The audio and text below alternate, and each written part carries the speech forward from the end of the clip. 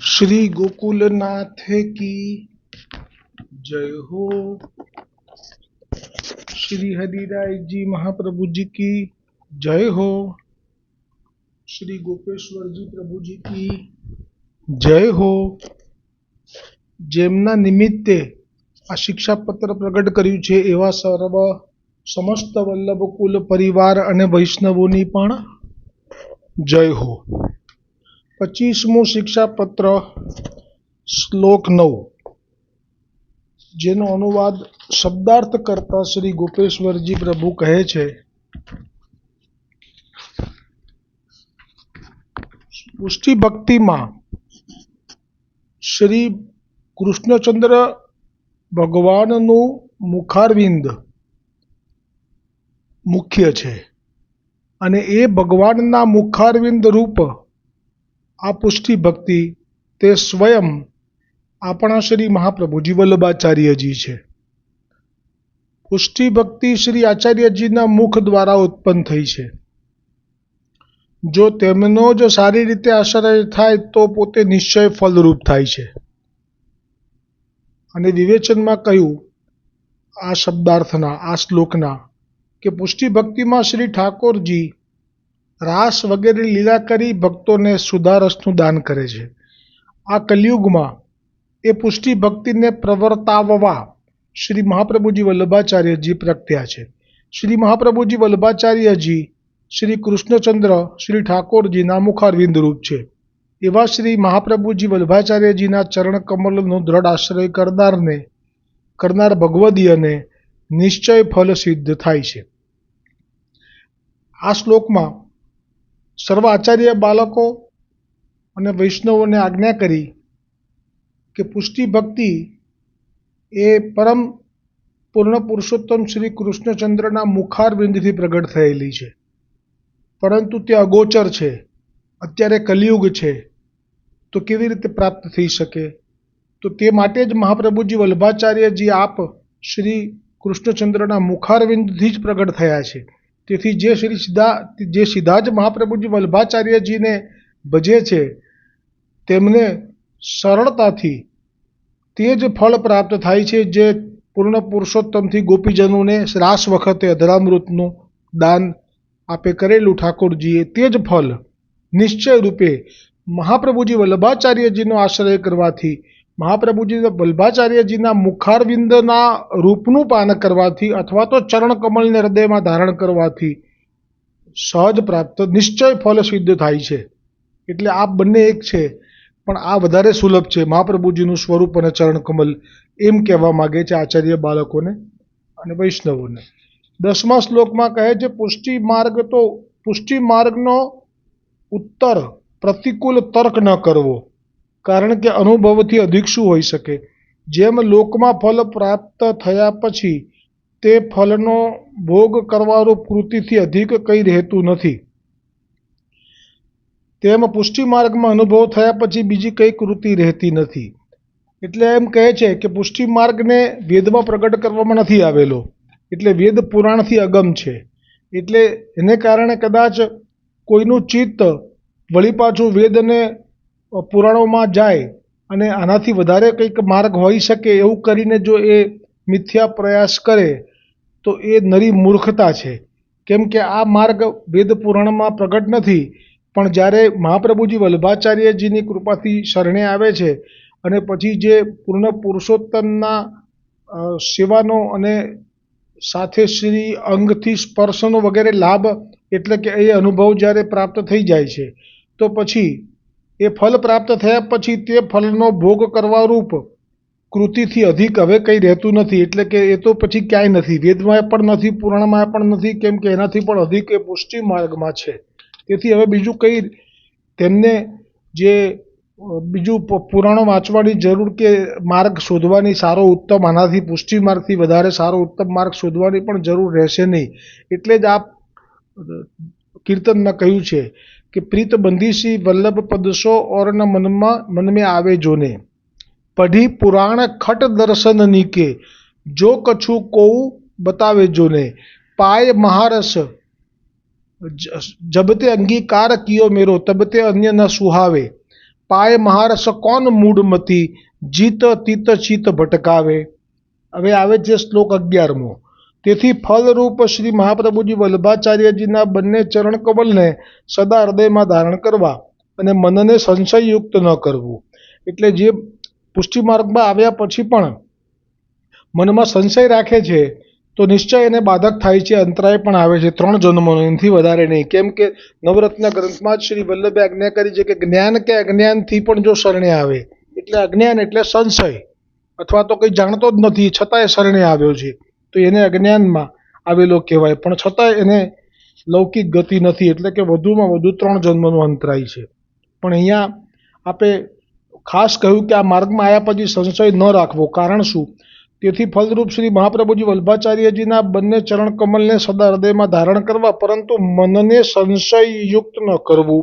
વિવેચનમાં કહે છે, પુષ્ટિ માર્ગે ભગવત ધર્મ સેવા કરીને આપણા શ્રી મહાપ્રભુજી વલ્લભાચાર્યજીના બંને ચરણ કમલને હૃદયમાં સ્થાપિત કરવા, મનમાં એમને વિશે સંશય ન રાખવો. અને હવે ભગવદ્ ગીતાનો શ્લોક ટાંક્યો છે શ્રી ગોપેશ્વરજીએ કે સંશય આત્મા વિનશ્યતિ, એટલે કે સંશય જો કોઈ કરે છે તો તેનો નાશ થાય છે. તેથી અવિશ્વાસ, સંશય આદિ ન કરવા. જો કે આ ભગવદ્ ગીતાનો શ્લોક છે એટલે મર્યાદા માર્ગીઓને આ લાગુ પડે છે, પણ પુષ્ટિ માર્ગમાં તો નવરત્ન ગ્રંથમાં જે આજ્ઞા કરી છે તે જ છેવાડે એ જ ફલરૂપ છે. એટલે કે જ્ઞાન અજ્ઞાનથી કે બાળક કે વૃદ્ધ કે સ્ત્રી કોઈ પણ શરણે આવી જાય છે પછી એમને લૌકિક ગતિ તો સંભવ જ નથી. આજના આ 3 શ્લોક શ્રી હરિરાયજી મહાપ્રભુજી રચિત આચાર્ય બાળકો, પ્રથમ તો ગોપેશ્વરજી પ્રભુજી માટે, પછી આચાર્ય બાળકો માટે અને સાથે વૈષ્ણવોને પણ લાભ મળે તે અર્થે આપે પ્રગટ કરેલા છે. હવે નિવેદન અનુસંધાન કરવાનું છે. જે આપે આજ્ઞા કરી છે મહાપ્રભુજીએ કે આટલું સુંદર સમર્પણ થયું હોય પછી જીવ ચિંતા કરે તો એ હાસ્યાસ્પદ પણ છે અને બહુ જ વિચિત્ર અનુભવ થાય કે જે આટલું બધું સમર્પણ થયા પછી પણ શા માટે દુઃખી. એટલે નિત્ય નિવેદન અનુસંધાનની આજ્ઞા છે. બ્રહ્મ સંબંધનો મંત્ર, સહસ્ત્ર પરિવત્સર મિત કાલ જાત કૃષ્ણ વિયોગ જનિત તાપ ક્લેશ આનંદ તીરો ભાવોહમ ભગવતે કૃષ્ણાય શ્રી ગોપીજન વલ્લભાય દેહ પ્રાણ ઇન્દ્રિય અંત કણાની તદ ધર્માસ દારા આગાર પુત્ર આપવીતિ પ્રાણી આત્મના સહ સમર્પયામી દાસોહમ કૃષ્ણ તવાસ્મી દાસોહમ કૃષ્ણ તવાસ્મી દાસોહમ કૃષ્ણ તવાસ્મી શ્રી કૃષ્ણ શરણમ મમ શ્રી કૃષ્ણ શરણમ મમ શ્રી કૃષ્ણ શરણમ મમ. આ જે નિવેદનનો મંત્ર છે એનો અનુવાદ છે, ભગવાન કૃષ્ણથી વિખૂટા પડે હજારો વર્ષોનો સમય વ્યતીત થવાથી ભગવાનની પ્રાપ્તિ માટે હૃદયમાં જે તાપ ક્લેશનો આનંદ થવો જોઈએ તે જેને તિરોધાન થયો છે તેવો હું જીવ ભગવાન કૃષ્ણને દેહ, ઇન્દ્રિય, પ્રાણ, અંતઃકરણ, તેના ધર્મો, સ્ત્રી, ઘર, પુત્ર, કુટુંબ, ધન, આલોક અને પરલોક આત્મા સહિત સમર્પણ કરું છું. હું દાસ છું, હે કૃષ્ણ હું તમારો છું. આ જે શ્લોક છે એમાં હે કૃષ્ણ હું તમારો છું એ અને હજારો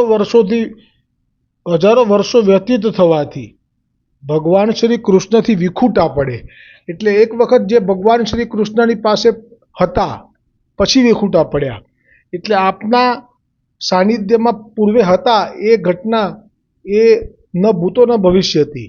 આવી રીતે પુરાણોમાં પણ આનો ક્યાંય આવું વર્ણન નથી કે જે પહેલાં હોય ને પછી જઈ રહ્યા હોય. આવો અનુભવ એ પુષ્ટિ માર્ગમાં જ સંભવ થયો છે.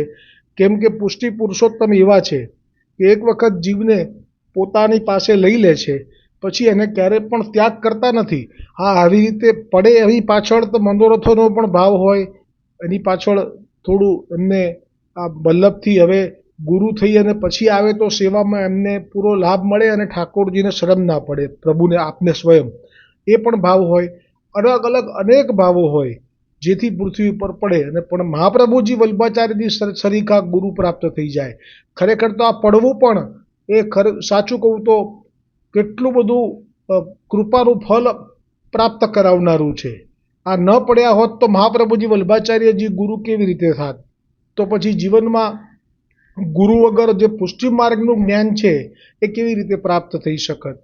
એટલે જ આપણે નિત્ય, પહેલાં તો ગઈકાલે જે કહ્યું કે તારી કૃપાનું, વલ્લભની કૃપાનું શું કાઢું માપ, તો તો ખરેખર તો રોજ સવારે ઉઠીને પહેલાં તો આ જ ભાવ રાખવો જોઈએ. જે ગઈકાલે પદ હતું એવું જ આ બીજું છે, પણ આ વધારે સુંદર છે કે નાથ જાણું હું મારા આ મનની સ્થિતિ, નાથ જાણું હું મારા આ મનની સ્થિતિ, મારું અંતર જાણે મારી આપ વીતી. આ પદ છે એમાં એ ભાવ છે કે આપણે બ્રહ્મસંબંધ થયા પહેલાં જે સ્થિતિ હતી આ એનું સ્મરણ છે આમાં, ને લગભગ બધાને આવો જ અનુભવ થયો હશે. એટલું આ સુંદર દોડ છે કે જે બ્રહ્મસંબંધ થયા પહેલાંની સ્થિતિ લગભગ બધા એની સરખી હશે, આવી જ હશે એવું કહી શકાય કે નાથ જાણું હું મારા આ મનની સ્થિતિ, મારું અંતર જાણે મારી આપ વીતી, નથી લાયક છતાં લાયકાત દીધી, નથી લાયક છતાં લાયકાત દીધી, નીચી ગતિ મારી ઊંચી ગતિ કીધી, નાથ જાણું હું મારા આ મનની સ્થિતિ, મારું અંતર જાણે મારી આપ વીતી. હતો દુનિયામાં હું તો તણખલા તોલે, હતો દુનિયામાં હું તો તણખલા તોલે, ચડી રહ્યો હતો દુનિયાના ટોલે. દુનિયાના ટોલે એટલે દુનિયાની ઠેસે ચડતા હતા, દુનિયા અમને જેમ ઠેસ મારે એમ ગબડતા હતા. ચડી રહ્યો હતો દુનિયાના ટોલે, આજે ડૂબાડી દીધો કૃપાના નિધિ, આજે ડૂબાડી દીધો કૃપાના નિધિ, નાથ જાણું હું મારા આ મનની સ્થિતિ, મારું અંતર જાણે મારી આપ વીતી. મારા જેવા અધમને ઉદ્ધારી લીધો, મારા જેવા અધમને ઉદ્ધારી લીધો, મારા જેવા પતિતને પાવન કીધો, મારા જેવા પતિતને પાવન કીધો, સદા અગમ પ્રભુજી છે આપ રીતિ, સદા અગમ પ્રભુજી છે આપ રીતિ, નાથ જાણું હું મારા આ મનની સ્થિતિ, નાથ જાણું હું મારા આ મનની સ્થિતિ.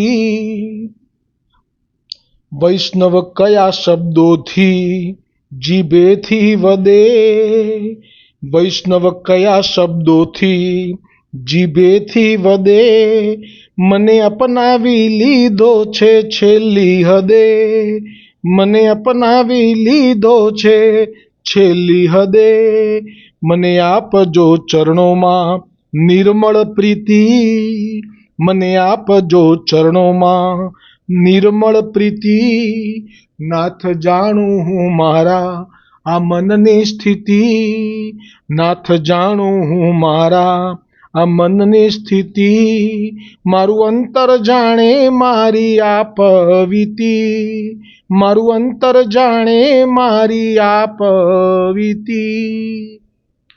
નિત્ય નિવેદનનું અનુસંધાન કરીએ, સાથે ધોળ લઈએ છીએ તો શા માટે? તો નિવેદનની અંદર અખૂટ ભંડાર છે ભાવોનો.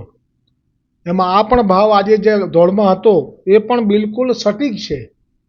આપણે આપણા બ્રહ્મસંબંધ પૂર્વેની જે સ્થિતિ છે એનું સ્મરણ કરવાથી મહાપ્રભુજીએ કેવી કૃપા કરી છે એ કૃપા વધારે ને વધારે દ્રઢ થાય, ગોવર્ધનનાથજી પ્રત્યે વધારે ને વધારે આસક્તિ થાય.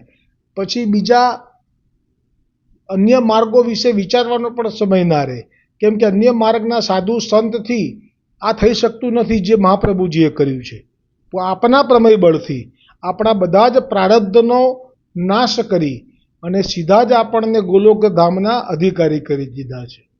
આવી કૃપા મહાપ્રભુજી વલ્લભાચાર્યજી, આપ ગઈકાલે મેં કહ્યું 56ની વાર્તા પ્રસંગમાં અચ્યુતદાસ સારસ્વતજીની કે આ ભૂતલ પર ભગવદીઓના ભક્તોના ઘરમાં બિરાજી રહ્યા છે અને સત્સંગ દ્વારા જ એ અનુભવ થશે કે ના વલ્લભ અહીંયા જ છે.